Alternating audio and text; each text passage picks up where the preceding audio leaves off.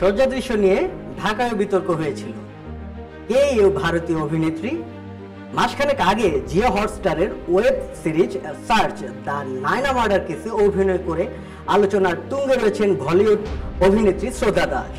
বছর সাতেক আগে বাংলাদেশ ও ভারতের যৌথ প্রযোজনায় নির্মিত বাংলা সিনেমায়ও দেখা গেছে তাকে। সার্চ দ্য নায়না মার্ডার কেসে রক্ষা পাতিল নামে এক তরুণীর চরিত্রে অভিনয় করেছেন শ্রদ্ধা দাস, যিনি এক রাজনৈতিক নেতার গোপন প্রেমিকা।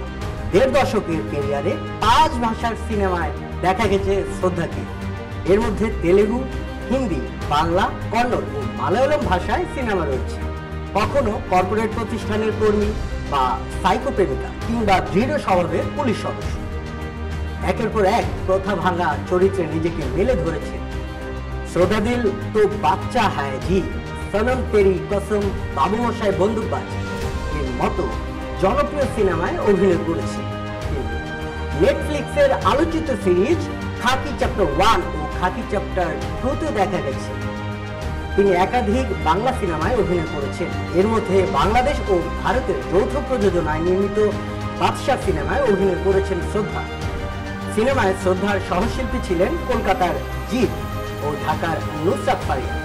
সিনেমায় শ্রদ্ধা দাসের একটি সজ্জা দৃশ্য রয়েছে, পাশাপাশি তাকে বিকিনিতেও দেখা গেছে। বিষয়টি নিয়ে ঢাকায় বিতর্কের ঝড় উঠেছিল ২০০৮ সালে। তেলুগু সিনেমা সিদ্ধু ফ্রম সাইকাকুলাম দিয়ে বড় পর্দায় অভিষেক ঘটে তার।